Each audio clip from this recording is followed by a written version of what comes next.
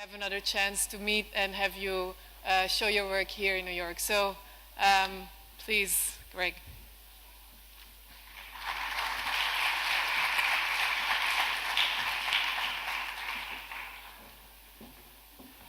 All right, so it's the last one of the day. You're tired, but just so you know, this is my 7th lecture in 12 days on 3 continents.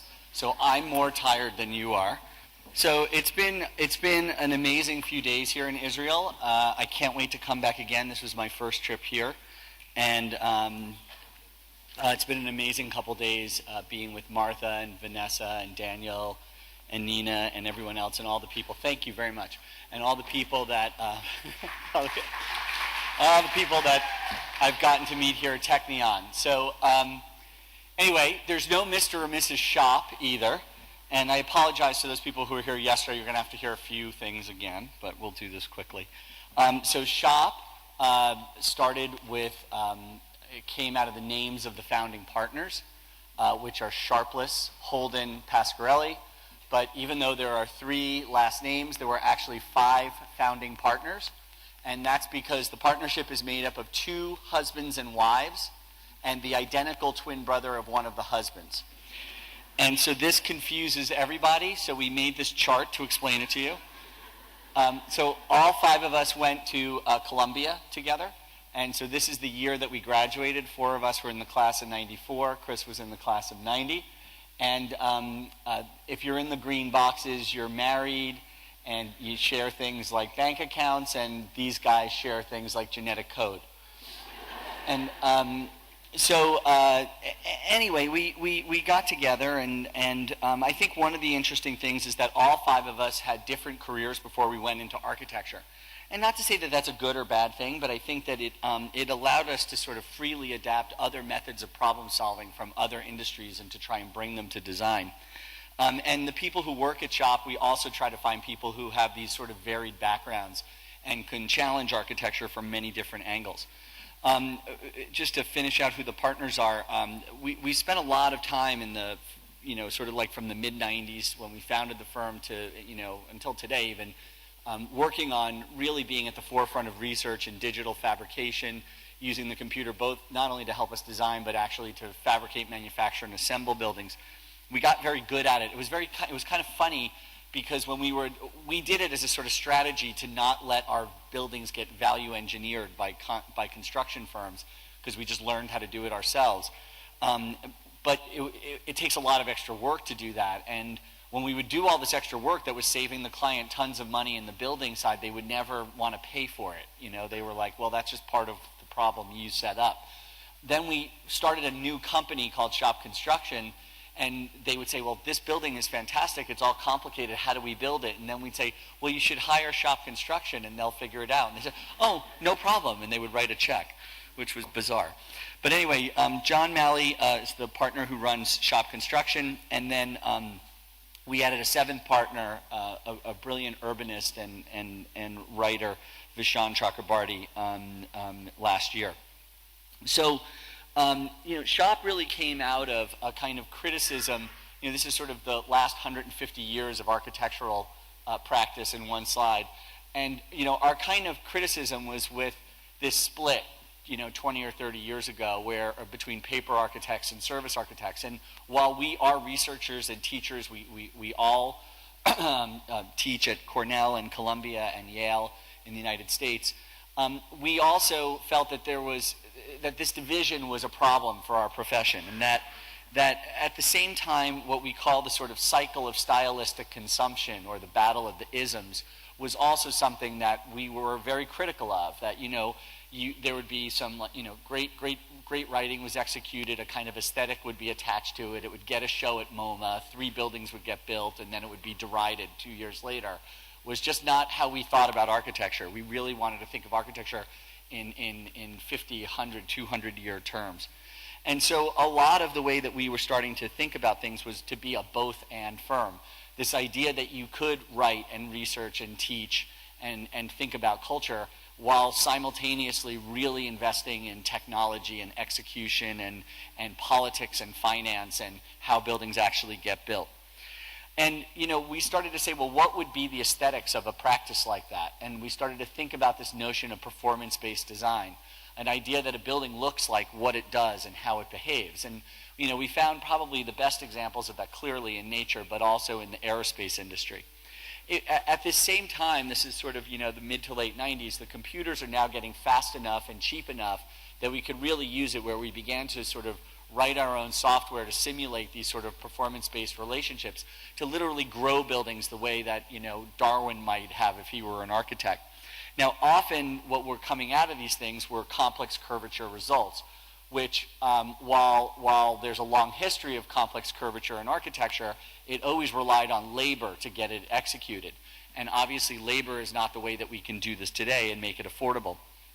But we tried to look back in the history of architecture and aerospace to see every time that a kind of new material or a new technique or a new technology would emerge, and how that would also drive aesthetic choices too, assembly ideas, but also aesthetic choices. And that no matter what sort of products or ornament would come out of it, the ornament and the construction and the sort of methodology of putting it together always fell back on a construction technique. And so our idea was really, how can the sort of way and thinking of how you're going to fabricate and manufacture and assemble a building actually drive its aesthetics in and of itself? To almost think about what you do last first, and to think about that in relationship to how the building is going to perform rather than what its pure aesthetic function would be. Now, as we've started to get more and more into this, and I'll show some examples of it, we realized that the standard idea of plan, section, and elevation, the way that we all as architects tend to communicate, was actually kind of lacking. That in the sort of 4D and 5D world of fabrication and time and budget and assembly processes, that you really needed to start to think about new drawings to best communicate what we do. Because let's face it, we don't build buildings as architects. We make instruction sets for other people to build buildings. And so if you wanted to get more complicated buildings built and you wanted to get more architecture, the better your instructions are, the clearer they are, and the clearer that you think about how those people are going to take those instructions and translate them into the built environment, the cheaper it becomes and the more architecture you get, the less of your building gets value engineered. So there's a huge amount of investment in this kind of thinking. Now, in the United States, the governing body for architects is called the AIA, the American Institute of Architects. And in their 2,000 pages of legal documents, this is the only drawing that exists in those documents. And we would state that categorically, this is the single worst architecture drawing in the history of mankind. This is a drawing that is not made by architects or designers. This is a drawing that's made by lawyers who want to ensure that they have work for the rest of their lives, because it sets up an acrimonious relationship between the three major players of those who make space and cities. And so I think that the way that we started to think about practice and what practice meant and how one could begin to build beautiful buildings and inspiring buildings was by attacking this diagram. So very early on, in a very simple way, we started to say, well, how do you begin to bring consultants into the design process? And I'm not only talking about your structural engineers and your service engineers, but I'm even saying, like, when we want to do a building in metal or stone or whatever, the first thing we say is, well, how does the raw material come? How do you pick it up? What's the standard size piece? How many fit on a truck? How do I get it onto the building? What are the ways I fold it and clip it and put it together? What are the ways you don't like to do that? What are the ways you like to do that? All of these kind of parameters come in on day one and literally become a driver for the way that we design the building and what the aesthetics eventually become of that building. So I'll show you how a small young firm of 5 people started in the late 90s and grew over the past 10 years into a different kind of office by showing you a couple seminal projects through that decade. I think the first one that people started to notice us with was the project that we did for PS1 in the Museum of Modern Art. So for those of you who may or may not know, there's a competition every year to build a pavilion in the courtyard of PS1, which is the contemporary arts portion of the Museum of Modern Art in Long Island City. So the program was to do an urban beach. Okay, fine, for a pavilion for the summer. So we said, well, what would that mean in performance-based architecture? We said, well, does it need to have sand and water to be a beach? We said, no, if you have shading devices, changing areas, places to sit, places to dance, and places to get wet, it wouldn't matter if there was sand or water, you would effectively or performatively actually have a beach. So the idea was to take a series of surfaces and mutate those surfaces along their length so that every one of those programs would be performatively unfolding along that surface. So we did a very simple system of structure. It was a kind of A-B system of sticks that went together kind of like this. The reds are the A's and the blues are the B's. And the dimensions all come from mins and maxes of body sizes.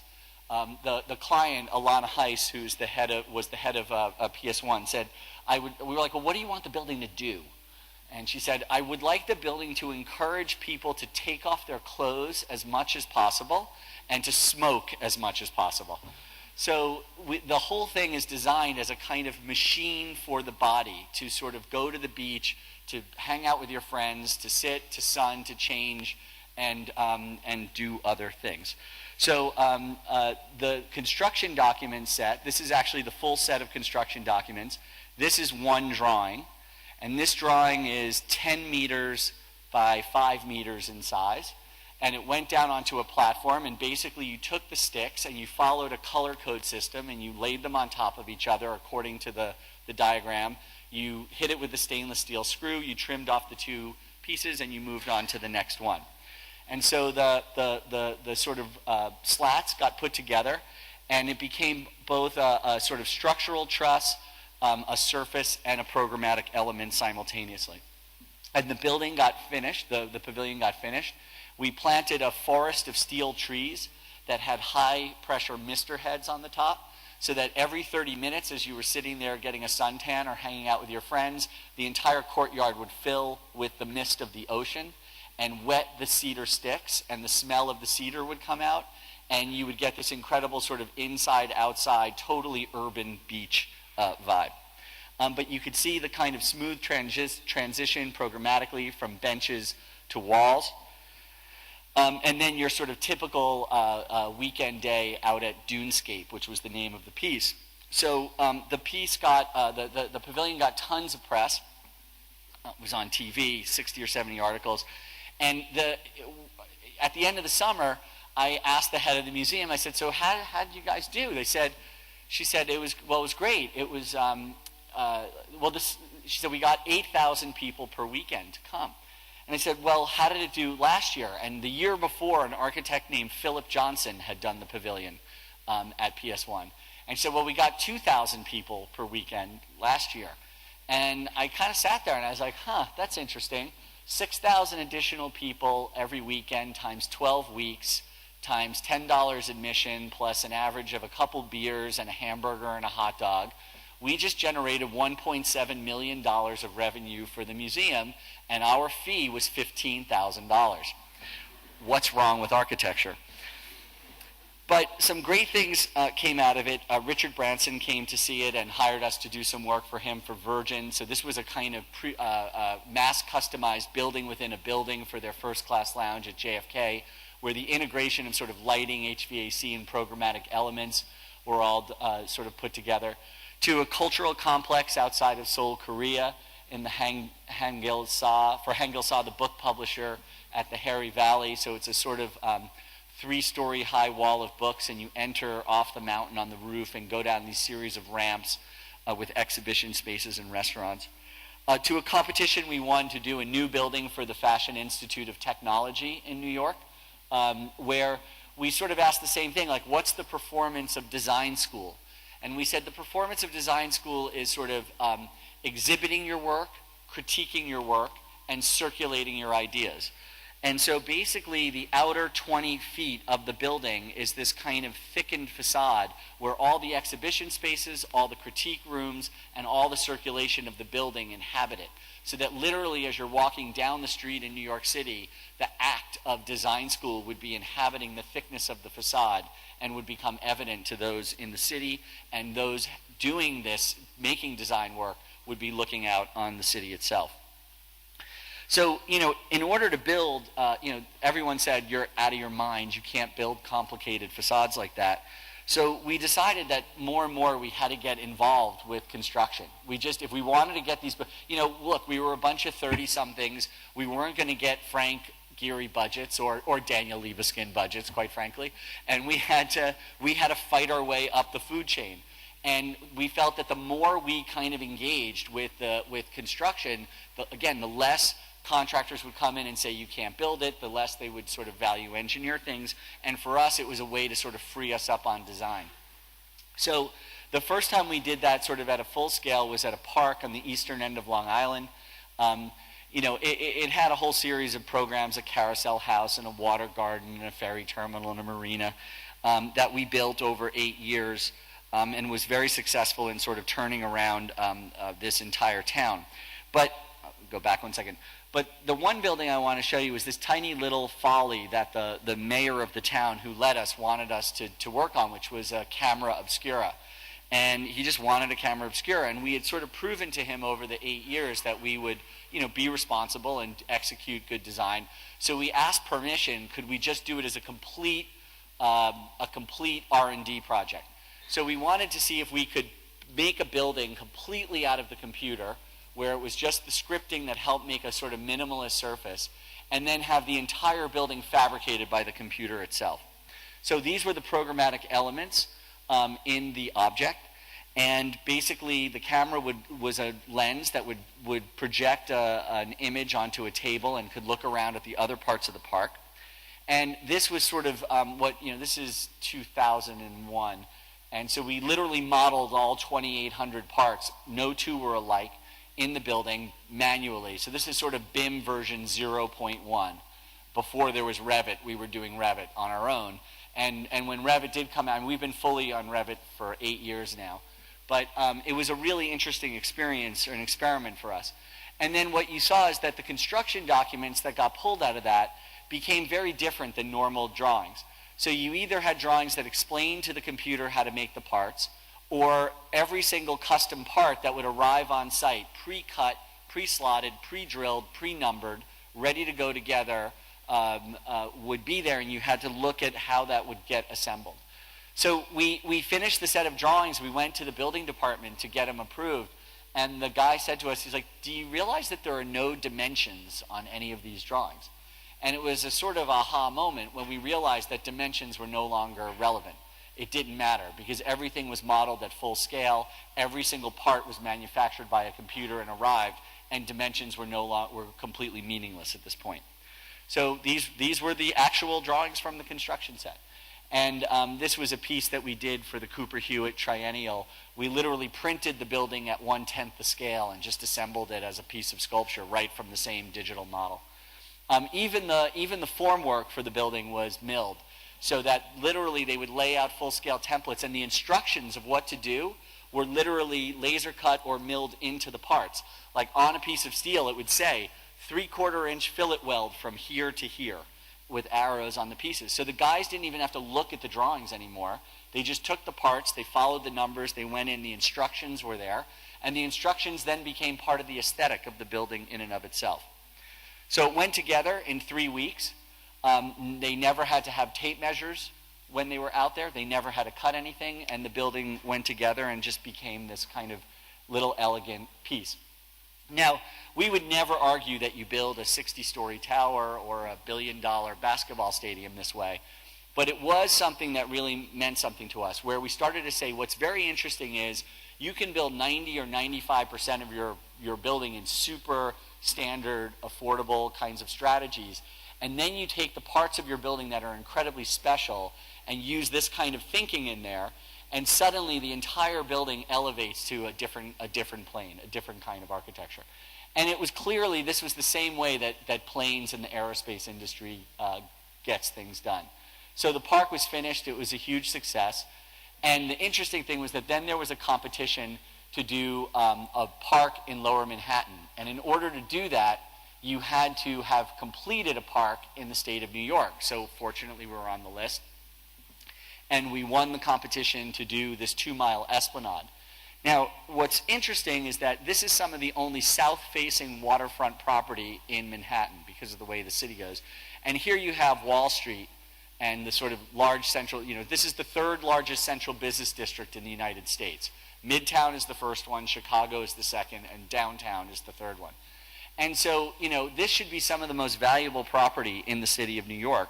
But literally, this is how it was used. There was a highway running through, there were garbage trucks, there were layers of fence between where people lived and to get to the waterfront. And you also had these incredible 18th century squares that were used as parking lots. And so what we did was we leased a helicopter and we had them fly us over all 300 miles of waterfront of the 5 boroughs of New York and created a taxonomy of waterfront and city connections and how they worked and didn't work. And basically we found out that the current condition was this street that worked, a kind of service street, and then you had this very wide street with an elevated highway, parking, fences, and sheds. And what we realized that the biggest problem was the distance between these two curves, that it was an unsignalized sort of dark zone that people didn't want to get out to that waterfront. So we said to the city, look, get rid of the parking, wherever you can, plant trees, get the bicycle lanes back in, and we tried to get them to take down the elevated highway, but here's this large piece of infrastructure that's blocking people off. We said instead of complaining about this thing, let's think of it as a free roof. And let's hang walls off of the highway and suddenly create sort of cultural, recreational, and community spaces to sort of bring the city out to the waterfront. So this was the sort of diagram. And the last part was we proposed making double-decker piers. You cannot expand the footprint of a pier in the water for environmental reasons. So we said, but people are desperate for outdoor public space. So we said, is there a way to start making double-decker piers? So we've worked on this project for many years. The first section opened up 2 summers ago. And you could see it. We developed our own furniture types using ductile concrete and a kind of reconfigurable system into multiple kinds of seating areas. There were rows. We worked with Ken Smith Landscape Architects on this project. There were rows of precast black concrete walls that allowed us to build up the mounds to get the plantings in. We calculated the sun angles so that we could push the plantings as far under the highway as possible and still have them thrive. And this photo is taken almost exactly at the spot where you saw that truck with the garbage piled in front of it. And so you could see the kind of transformation that's been made in this part of the city. And then one of my favorite parts of this project is the seating at the handrails. Whenever you go to a waterfront park, you go and you sit down at a chair, and the height that is a required handrail is exactly where your eye wants to look out at the horizon and look out at the water. So it always frustrated me whenever I went to a waterfront. And we spent 3 years arguing with the city of New York that all waterfront seating should be bar stools. Because in a bar stool, you're up high, and the required handrail is down low. And so then what we did was we argued that the handrail should thicken at that point and sort of become this place you could sit, you could have lunch, you could read the paper, you can hang out. They thought it was a terrible idea. And we fought and we got them to put a test group in, and literally people were fighting over sitting in those seats. And they turned it around, and now we're literally putting hundreds, if not thousands, of bar stools all around the perimeter of Manhattan. The other thing I think that's really important with this project was the lighting scheme, where we didn't want big, bright lights coming down to you. I think when you get to a waterfront, it's really about the light levels dropping down, about sort of seeing the water and getting into this different zone. So all the lighting is sort of embedded in the materials and only reflects off another material. So what we did was we convinced them to paint this girder of the highway lavender, and then we hid all the lights up in the top, and the lights hit the lavender girder and then cast this beautiful purple light. And as I said yesterday, it's a remarkable place to go. It's incredibly romantic. And anyone who goes there definitely makes out with whoever they've gone down there with. Never fails. So then there was a double-decker pier, these sort of glass boxes that hold up the upper levels. You could see the plantings and the walls coming out. And the glass boxes literally pierce through the upper part and have green lawn roofs that become picnic areas.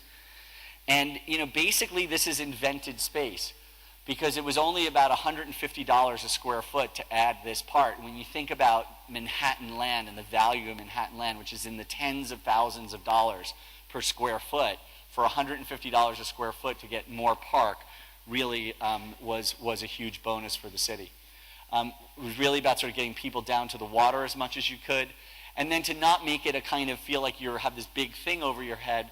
We did this kind of large sculptural element using recycled plastic and lighting to make this sort of glowing red tuna belly, I think is what we were calling it in the office above. But that's what the pier opened last summer. We're working on other piers and other sections of the park, and we're continuing on it. So there's the double-decker pier. And then this whole pier was owned by a private company that asked us to rethink what could be done on this pier, where we did a whole series of retail pavilions and hotels and residences, punctuated by taking most of the, what was it called? What's the FAR equivalent? Building ratio? Building percentage. So we took the building percentage of the whole site and moved it up into this slender tower. That would be a kind of exoskeleton of steel clad in terracotta, holding up the sort of multiple programs as it went up. That project got put on hold by the global financial crisis in 2008, but the client has come back to us, and we've spent the last year and a half rebuilding it. The project's actually tripled in size, and I would love to show you drawings, but they would have me arrested and beaten, I'm sure, if I made it public. So, but the interesting thing was that we were starting to make money for our clients, and we started to say, look, architects, one of the problems with architecture is that the way in which we're taught is to avoid risk. But yet we complain about the kind of money that we make, and we have this sort of battle within ourselves, like, is it okay to think about the financial structure of things? Does that hurt your art? Does that hurt the kind of design that you do? And so we wanted to make a test case for ourselves, and we said, if we've got all this design know-how, and we believe that great design is actually a profit center and not a cost center, then we should be able to put our money where our mouths are. And so what we did was we decided to joint venture with one of our clients. We found a site, and we said, we'll put our entire fee at risk, we'll write checks to actually make this happen, and we'll become your partner as the owner. But in exchange, we get complete design freedom, which they were totally happy to do. So basically, the project is one in the meatpacking district of New York. We found a 6-story warehouse building that was 100 years old, and the building percentage here is 600, so it was totally built as much as it could be. But there were 300 buildings to the south, so we bought the air rights from that and proposed putting it on the top. Now, there was a height limit in the neighborhood and a setback requirement, and so we were trying to figure out ways to make the building a little bit bigger, because if you can make it a little bit bigger, you have the hope of generating a little bit more revenue, and that projected a little bit more revenue allows you to bid a little bit more for the site that you want to put the building on. So we bought an air and light easement over these buildings to the south and started pushing the building over horizontally to increase the square footage. Now, the problem is, whoa, what happened there? The problem is that the longer that you put, that was freaky, the further you push out, the more expensive the structure becomes, and you have a sort of diminishing rate of return. So we came up with a kind of way of making a 6-story new building with a 6-story old building with a 2-story couple between the two, and we drilled 32 mini piles, half of which are in compression, half are in tension, down into the bedrock 90 feet below. And then decided to make, it's apartments, it's residential. Every apartment has 3 exposures, and we moved the core to the center of the building. And then we had this kind of historic building we restored and a completely new building on top. So we wanted to make it out of metal. We just had never done a metal building. And we felt that the most important thing was that it should look nothing like the historic building that it stands next to at all. So here you could see the kind of idea of the air rights transfer and the new building above. So we went to the metal to the metal facade manufacturers, and we said, look, we don't want painted metal because that just looks like crap after a while. Like, we want a beautiful natural material that patinas, and we'd like to do it out of zinc.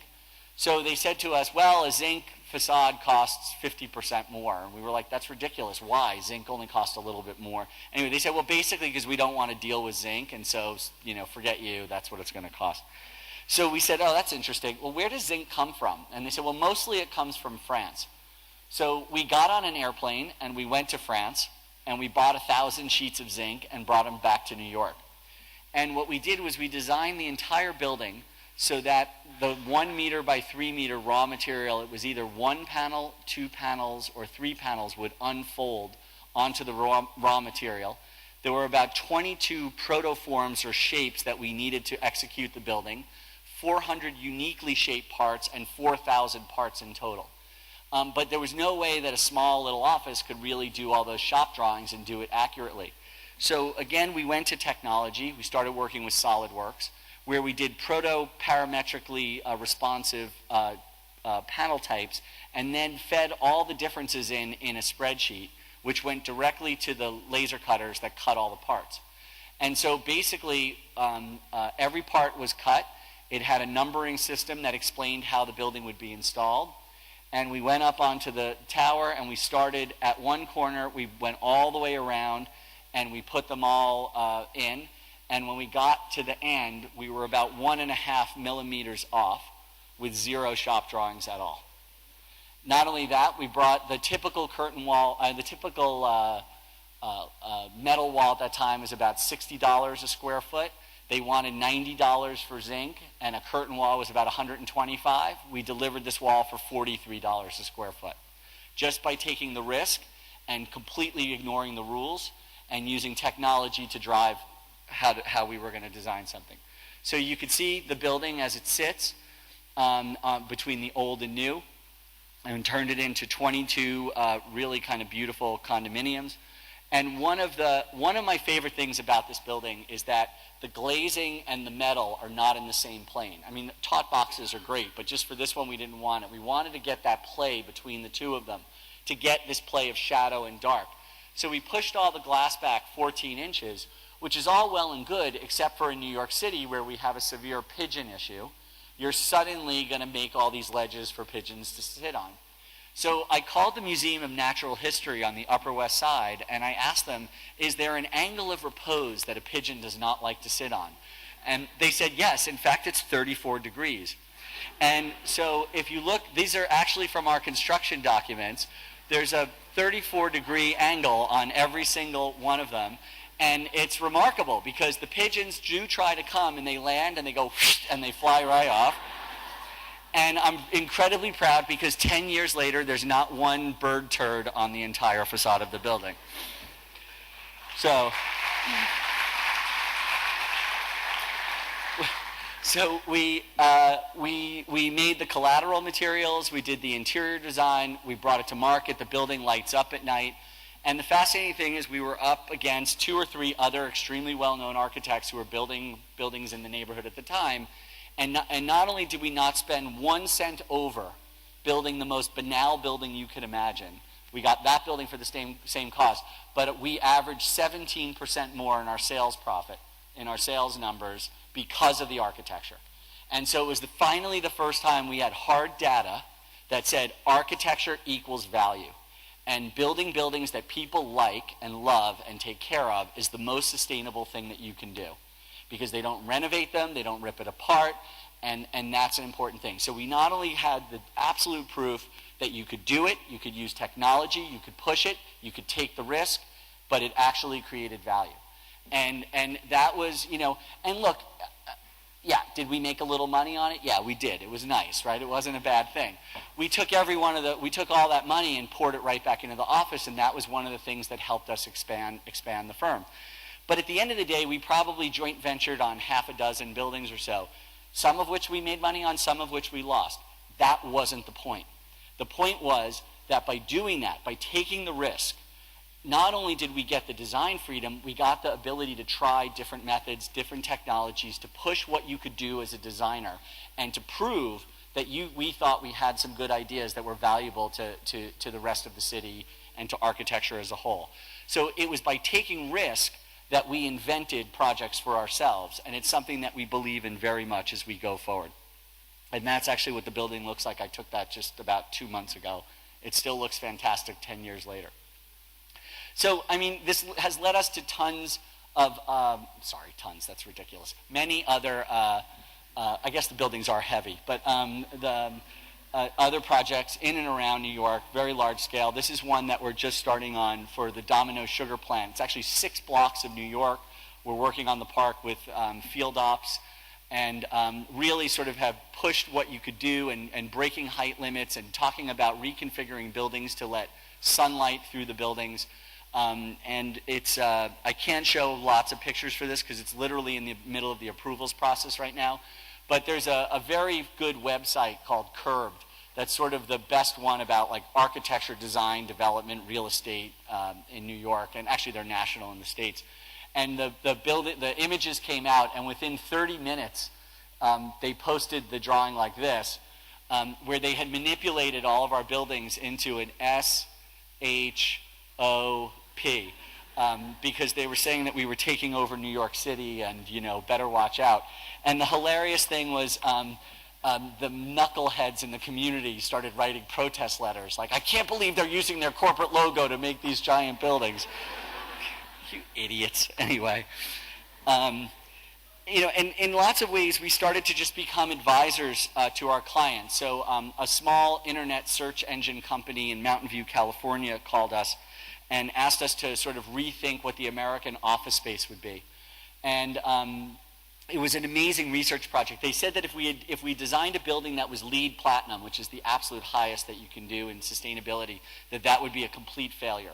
They wanted 2 generations beyond LEED, and they were willing to fund the research to do everything. I mean, amazing stuff like figuring out if like slides were faster than stairs and timing systems. They wanted to know if we could do dirigible commuting from downtown San Francisco and land on pods on the roof of the building. It was incredible stuff. And we ended up writing software that talked about the idea of the relationship between form and performance and sustainability. And it was the only way to get these guys to really understand architecture, was for them to look at the code behind the thinking on architecture.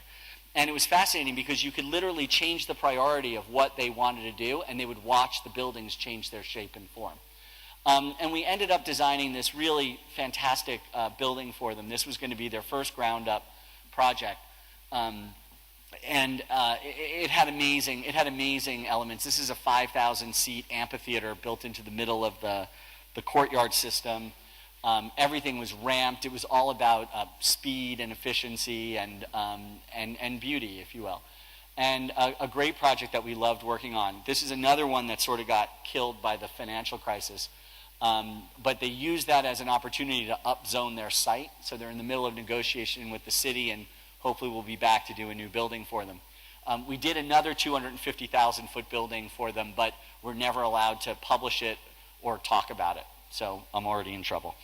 But the interesting thing was we took all the research from that project and entered a competition in Botswana, Africa, to do a government complex. And literally, the 2 main sort of features of Botswana are either the dunes or the deltas. And it became this idea of taking the same performance wing of sustainability and start to apply it to a government complex. And so it's these series of bars that go through and sort of make these microclimates inside. All the ground is sort of built up, bermed up, if you will, so that the parking sits underneath. And this was the competition image. And the parking sits underneath, and there are these beautiful, like 150-year-old trees all over the site. So we were able to leave them in place and then cut holes in the second floor and let the trees come up through, so that in these indoor-outdoor spaces, the trees remained, and you could be outside, if you will, and then you connect between the buildings through these glass bridges that go through the treetops.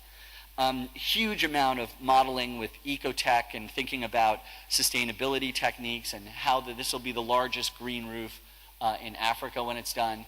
And the kind of parametric modeling that we developed, we were taking traditional methods of basket weaving from Botswana and converting those into wall systems that you could move, that could have different kind of acoustic and mechanical properties. And then these were all, so you can see how they would be installed on the interior spaces.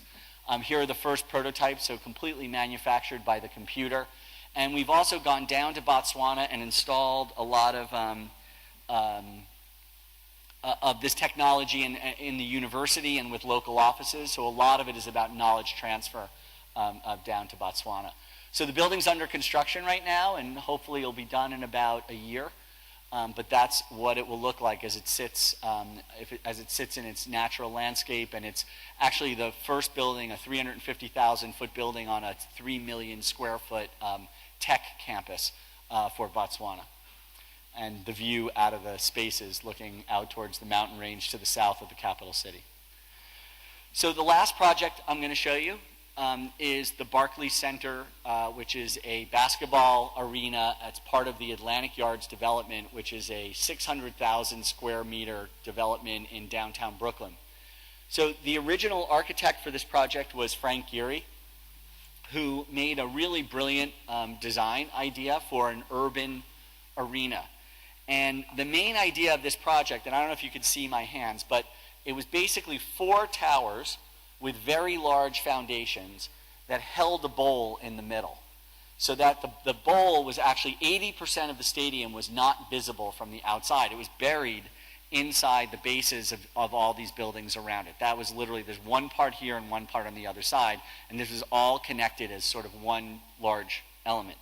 So it's a great design, except for in 2009, when the global financial crisis is going on, and none of those 4 towers are financeable. No one is giving money to build those towers. So the basketball arena is done on bonds, so they had the money for that. But the problem was that the tax laws in the United States were changing, and if your sports arena or your sports facility was not in the ground and underway by December 31st of 2009, your bonds were no longer tax deductible, which would have been a $400 million hit to the project. So this is now April of 2009, and our client went back to Frank and said, can you redesign the arena as a standalone building?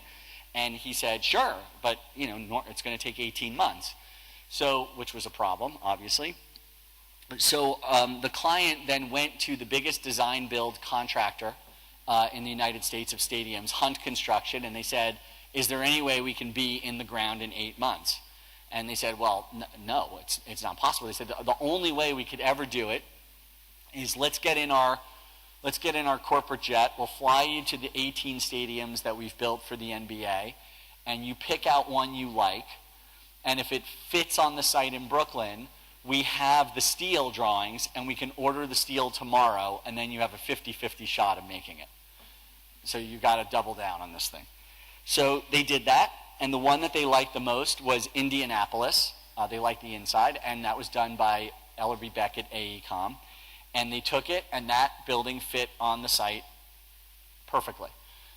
So they went to the city. It's this kind of traditional sort of field house thing. So they went to the city of New York, and they said, well, this is what we're going to build. And the city went ballistic and said, we got baited and switched out of serious architecture, and now we're getting something that's much more mundane.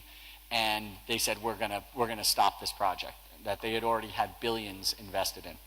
So it was a kind of tough thing, and it was then July. It was beginning of July, and I had never met Bruce Ratner or the Forest City people. I had no idea who they were, what they were, and I was sitting in an office, and my cell phone rang, and I could see it said Bruce Ratner on the phone. And this, by the way, this is one of the most controversial projects in New York City history. 34 lawsuits were levied against this project. 34 major lawsuits. There were people chaining themselves to buildings. It was on the front page of the New York Times. It was an 8-year battle that was going on. It was a total mess, and now the whole thing was about to go down. So I saw Bruce Ratner, and we had nothing to do with it. I thought the project was fine. I didn't care about it. But I saw Bruce Ratner, and I'm like, holy crap, like, why is this guy calling me? And I actually asked one of my mentors, I said, should I answer this? And he's like, yeah, answer the phone, see what he says. So he got on the phone, he said, I'm Bruce Ratner, do you know, hi Greg, hi, do you know what my problem is? I said, are you talking about Atlantic Yards? He said, yes, I'll be in your office on Monday morning. Can you have 3 design ideas to how to fix my problem? All right, so we spent the weekend and came up with 3 ideas for cool-looking stadiums. And he came in, and we showed him 1. He goes, no, I can't do that. Showed him 2, no, I can't do that. Showed him 3, no, I can't do that. We were like, well, why not? He said, well, I already bought the steel. So we said, so wait a minute. So you want us to do a skin job? You want us to just do like a facade on the building? And he's like, no. It's not a skin job. I'm talking about making a couture dress. And my partner actually looked at him and he said, yeah, but you told us what the budget is, and basically all you can afford is a leotard. And so we had a great conversation. We talked for 3 hours, and we turned the job down. We said, yeah, we're not going to do that. So he said, he walked out. It was a great meeting, and he said, look, when this recession is over, we'll definitely call you. We'll do a building together 3, 4, 5 years from now. Thanks for taking the time. Great. So then my partners and I went out that night, late, and we're talking. And we sort of were battling back and forth, and we had sort of one idea. Like that we said, you know, if you could pull the steel out here, and you could wrap the outside in, and you could do this, and you could change it, you could probably only change 10% of the steel and radically change the building, and we could do this, move it around. Maybe there's an idea. So we called them back. We made a couple sketches. And we called them back the next morning. We said, all right, we're going to work till Friday.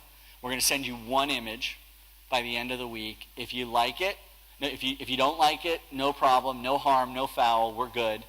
If you like it, we want the project, but we want everything. We want the interiors, we want the whole building. We want to be able to reconfigure all that steel. So he said, you do that for us? We said, sure.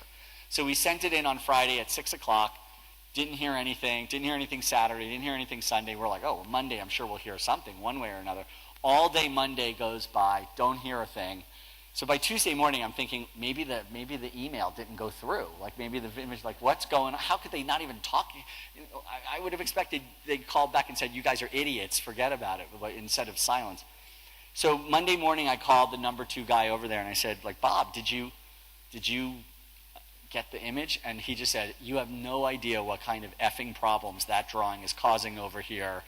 At which point I was like, yes, we got the project. So what do? We took the box of the steel and we completely reoriented it from a vertical building to a horizontal building. Oh, actually, this is the sketch, which I've actually only been showing for a few months now. But the very first sketch was this kind of, it's amazing how much of it is all there about coming up from the subway and the Oculus and the way it turns in and stuff. The funny thing about this drawing is years later, we didn't even look at it for 3 years while we built it. We just pulled it out like last November. And this is the most hilarious part about it, is because none of us have any recollection of talking about Toyo Ito, why we wrote Toyo Ito's name down there, what at all this building has to do with Toyo Ito. Like no one can remember anything about what happened that night. But the funny thing is, I presented this to my students at Yale and a couple public presentations, and then literally like a month later, Toyo Ito won the Pritzker Prize. So we think that you know, being your name on a shop sketch is definitely the good luck charm right now. So we told Stephen Hull we'd put his name on our next sketch. So we took the building and we sliced it up into these sort of horizontal elements, and basically the lower one was meant to sort of relate to the 5-story brownstone nature of the city. The upper halo was really about seeing it on the urban scale. We turned the concourses inside out so that they literally looked out at the city, and we turned the stores, many of the retail stores, out to the street. So typically they always face in towards the concourses, but it was about when the building wasn't being used, it was still part of the neighborhood. And then where these 2 boulevards came together, there's a big, large plaza in front. And the idea was to sort of bring out this large cantilever element with a huge oculus in the middle to create this sort of grand civic gesture. And as we said it to our client, so Jay-Z is one of the owners of the Nets and was part of the client team. And we said to Jay, we were like, well, you know, it's like Rome. It's like the arms of Bernini in front of, you know, St. Peter's, except, dude, it's hip-hop style. And they liked it. So the idea here was we did a radical thing that we did here was we're 0 parking spots. We just had absolutely no parking whatsoever. because there are 9 subway lines that connect to this, and we said that this should be the first sports facility in the United States that absolutely prioritizes people who come by public transportation over those who come by car.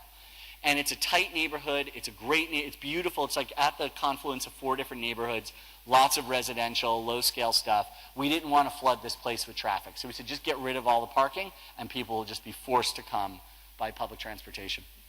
And one of the things we did was we opened up the bowl so that when you literally come out of the subway, you look through the Oculus, but you can also look right in and see the scoreboard and see the bowl from being out in the public space. So it immediately creates this completely different relationship of the inside to the outside. And then the aesthetics that we thought about was the sort of, the patinaed Brooklyn industry sort of mixed with technology, this kind of new and old, something that was clearly new, but had that roughness, that toughness, that sort of, both hipness, but sort of deteriorating nature of material. And so this was actually the sketch. I also have only been showing this a couple times. This was actually the sketch that we sent to Bruce that night. And the fascinating thing was after we got it, they said, okay, you got it, but you've got to detail that entire facade, design it, detail it, cost it, and come back at a delta of X million or less in 7 weeks, or you're fired. So this should be 7 months of work with the complexity of this thing. But within 7 weeks, this was the drawing that we had with 12,000 uniquely shaped pieces of rusted steel swooping in every direction you could imagine with a 30-meter by 70-meter cantilever built on top of 9 subway lines and a train station. And 2 years and 6 months later, that's the building done. And what I really find fascinating, to go from that in 3 days to that in 7 weeks to that in less than 3 years was amazing, and we're incredibly proud of it. But how do we get it done, and what was the design idea? And so the rails of these panels folded in to sort of make the concourses, which are typically thought of as facing inward, face outward. And we thought about the Brooklyn night, the sort of wet street and the darkness and the pops of color. And the concourses all became this idea of the rails that became the lighting elements that folded in.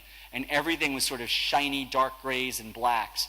And we sort of had these minimalist boxes that sort of floated out from the block walls that became the entries and the concession stands.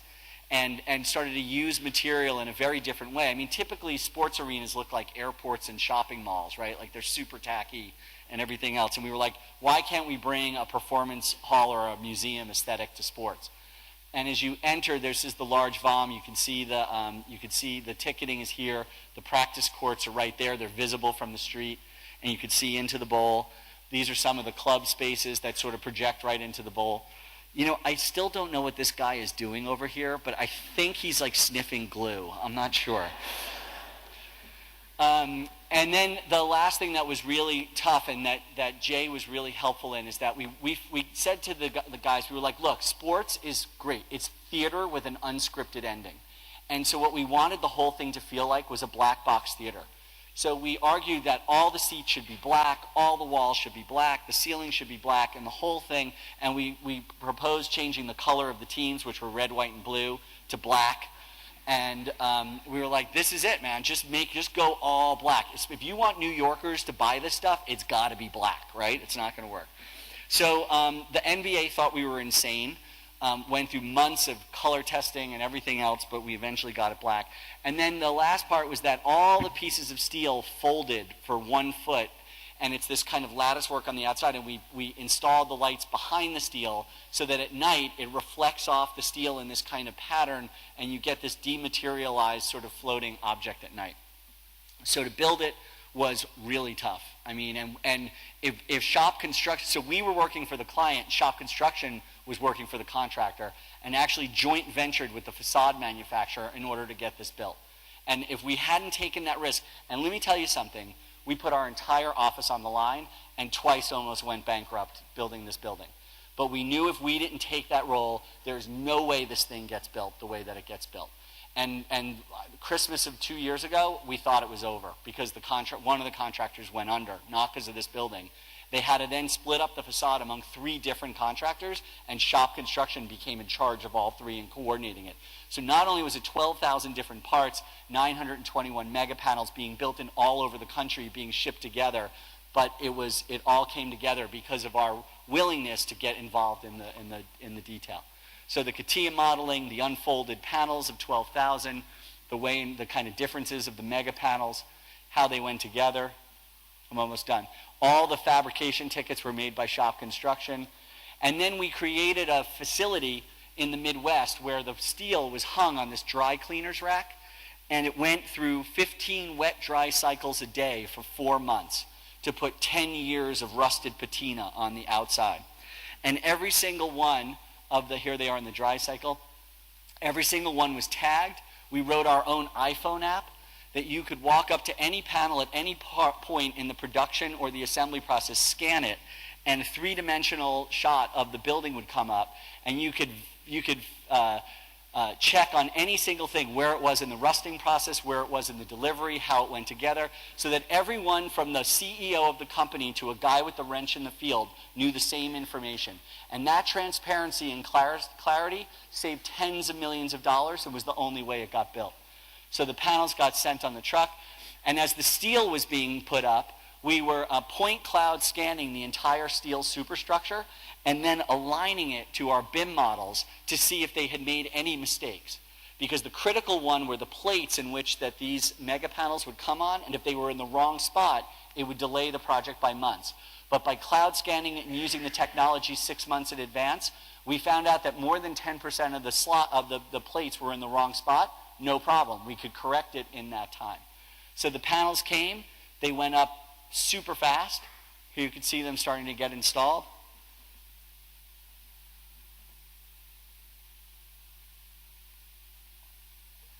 Here are the pieces as they come together. We did a super reflective glass in between because we wanted you to look up and sort of see the sky. Kind of, we imagine these Magritte paintings inside this sort of industrial monster snake alien thing. Here you can see the patterning. The Oculus with it, and then we convinced them to put the digital billboard on the inside. Typically the boards are always on the outside. Super complicated to get it done. You could get a sense of the scale. And here it was going together, and the arena opened on September 28th with 8 straight nights of Jay-Z doing concerts. We literally finished it on September 27th, and I told all my friends not to lean against a wall while they were in there because you would get wet paint on your clothes. But we got it done. The digital board was in the middle. Here you can see the sort of back and the loading dock. And then sort of how it fits into Brooklyn, in the Brooklyn landscape. So something that I believe is a sort of radical and forward-looking thinking building. It's rough, it's tough, it was high risk. I mean, it was really great to know that, like, for our first arena and our first billion-dollar project, that it was a sort of under-the-radar, non-controversial project. Like, you know, it was terrifying, quite frankly. And we knew we were taking a huge risk with this building and making something out of rusted steel. And the protesters came out on the first day. There were some of them still there, but it had dwindled down a lot. And we were sitting there, and I heard one protester say to the other one, "So what are you doing this weekend?" And she said to the other one, "I don't know, I'm really psyched. I have Jay-Z tickets to go see a show in the arena."